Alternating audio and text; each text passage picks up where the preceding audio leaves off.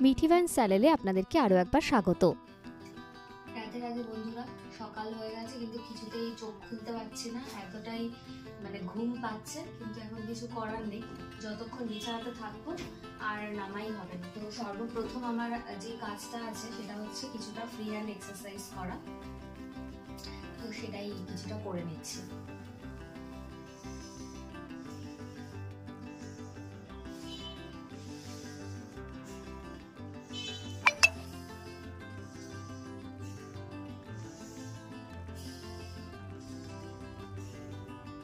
এটা ঠিক 10 টাইমস এটা রিপিটেডলি করতে হবে, যেটা আমি রোজ দিনই করি। এছাড়া হাতের কিছু এক্সারসাইজ রয়েছে, ক্লকওয়াইজ আর হচ্ছে অ্যান্টি ক্লকওয়াইজ। আর ঘাড় বা নেক, কারণ অনেক সময় শোয়ার জন্য এই জায়গাগুলোতে পেন হতে থাকে, তো সেটা থেকে রিলিফ পাওয়ার জন্য ঘাড়ের এই ধরনের এক্সারসাইজও কিন্তু আমি সকালবেলা উঠে করে থাকি। তবে চোখ বন্ধ করে করার রিজন হচ্ছে, যেমন ডান দিক বা বাঁ দিকে দেখতে গেলে অনেক সময় মাথাটা একটুখানি ঘুরে যায়, সেই জন্য চোখ বন্ধ করে আপনারা করতে পারেন বা এমনিও হতে পারে। আর এটাও কিন্তু ঘাড় ব্যথার জন্য অনেকভাবে ভালো, বিশেষ করে স্পন্ডিলাইটিসের জন্য। জাস্ট আপনাকে 4টে দিক থেকে মাথাটাকে 10 সেকেন্ড করে এরকম ভাবে ধরে রাখতে হবে।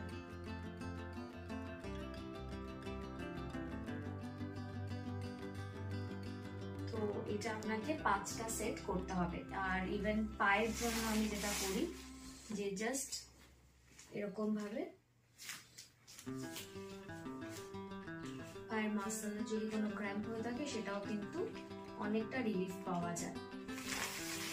তো সকালবেলা উঠে এই এক্সারসাইজগুলো করতে আমার মোটামুটি 10-20 মিনিট লাগে। তো এক্সারসাইজগুলো কমপ্লিট করে নিই, তারপরে আপনাদের সাথে বাকি সবকিছু শেয়ার করছি। এক্সারসাইজ কমপ্লিট করে বাইরে বেরিয়ে আসলাম, আর এসেই দেখলাম এক বালতি জামা কাপড় রয়েছে, যেটা রাত্রেই জমিয়ে রেখেছিলাম এখন সকালে মেলে দেব বলে।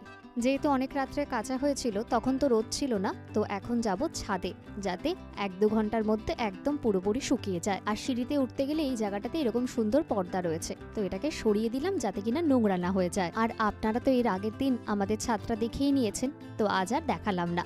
তো এবার চলুন যাওয়া যাক ছাদে। ছাদ থেকে নেমে এসে এবার চলে গেলাম ডাইনিং রুমের দিকে, আর এবার যাব ঠাকুরের সামনে।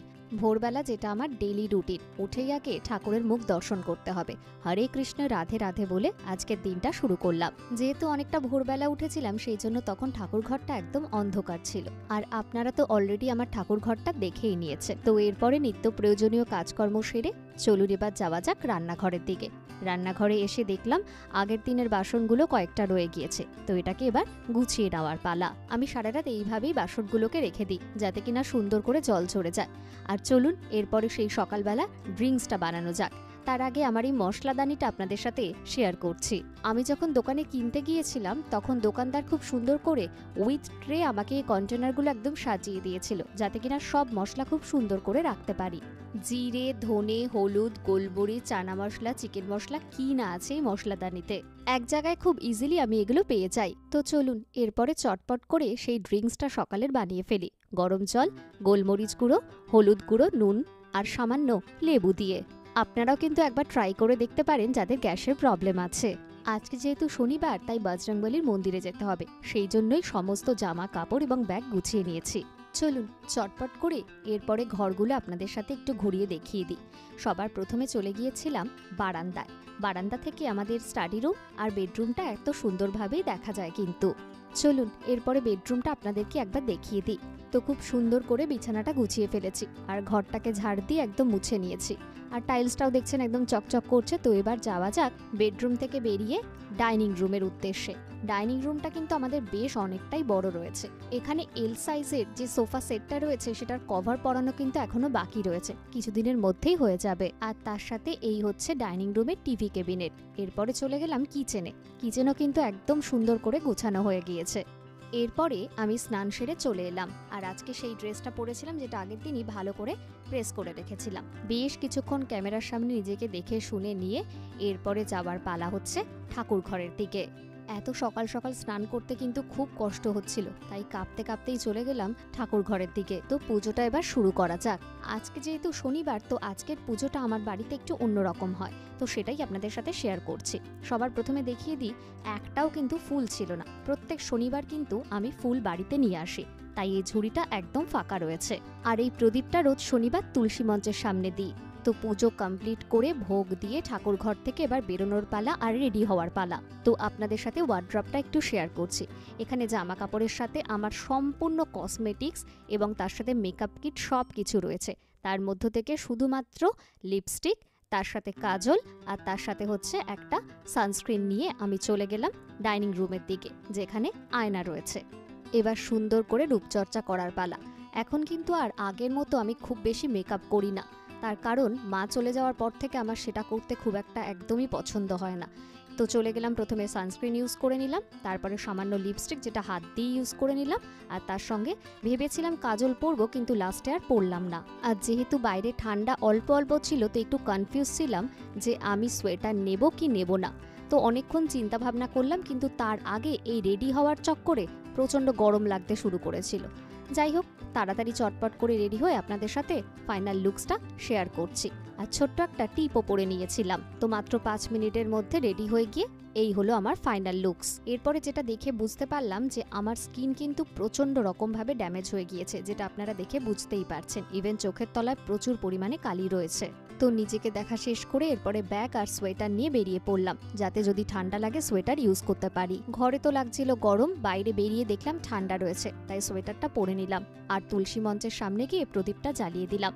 আর এই তুলসী মঞ্চটা যেটা আপনারা দেখতে পাচ্ছেন, এখানে কিন্তু এখন তুলসী গাছ নেই, যেহেতু নতুন করে তুলসী মঞ্চটা বানানো হয়েছে, তাই কিছুদিনের মধ্যেই এখানে তুলসী গাছ এনে রাখা হবে। তো এরপরে পুজো শেষ করে আমি আমার স্কুটি নিয়ে বেরিয়ে গেলাম গন্তব্যের দিকে। পুজো দিতে যাচ্ছি যেহেতু, তাই রাস্তা থেকে ফুল মিষ্টিটা একেবারে নিয়ে নিলাম। কিছুক্ষণের মধ্যেই পৌঁছে গেলাম মন্দিরে, বজরংবলীর মন্দিরে। এটি ব্যারাকপুরের একটি জনপ্রিয় জায়গা। এখানে কিন্তু আমি প্রত্যেক শনিবার পুজো দিতে আসি। সকলে বলে মঙ্গলবার আর শনিবার হচ্ছে বজরংবলীর দিন।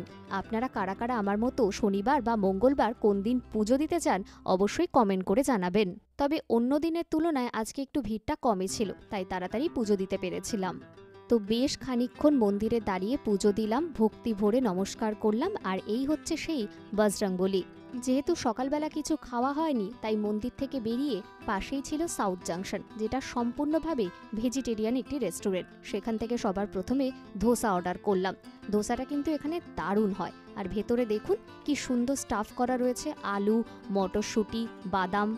একটি ধোসা খাওয়ার পর যেহেতু পেট ভরেনি, তাই অর্ডার করেছিলাম 1 পিস সাদাওয়াড়া। সেটা কিন্তু দারুণ টেস্টি ছিল। দেখুন কি সুন্দর ক্রিস্পি। এইটি একটি সাউথ ইন্ডিয়ান ফুডের দোকান, আর প্রত্যেক কটা খাবারই কিন্তু অসাধারণ। এর সাথে 1 প্লেট দহি বড়াও অর্ডার করেছিলাম। আর খেয়ে বাড়ি ফেরার পথে নিয়ে এসেছিলাম এই এত ফুল, যেটা আমি প্রত্যেক শনিবার নিয়ে আসি। আর কি সুন্দর না এই ফুলের সাজিটা। যেহেতু আমি প্রত্যেক দিন বেরোই না, তো প্রত্যেক শনিবারই শুধুমাত্র ফুল নিয়ে আসি, তার সাথে বেলপাতা আর তুলসী পাতা। আর এই এত ফুলের দাম নিয়েছিল মাত্র 20 টাকা। এই দিয়ে সারা সপ্তাহে আমার পুজো হয়ে যায়। আর তার সঙ্গে নিয়ে এসেছিলাম বিভিন্ন ধরনের ভোগে দেওয়ার জন্য প্রসাদ। তার মধ্যে ছিল নকুলদানা, সাদা বাতাসা, লাল বাতাসা এবং মিছরি, যেটা আমার পুরো 1 মাস কিন্তু আরামসে চলে যাবে। তো আজকের এই ব্লগটা আপনাদের কেমন লাগলো অবশ্যই কমেন্ট করে জানাতে ভুলবেন না। আর চ্যানেলটিকে শেয়ার আর সাবস্ক্রাইব করে দিতে ভুলবেন না। সকলে খুব ভালো থাকবেন। আর সবাইকে হরে কৃষ্ণ, রাধে রাধে।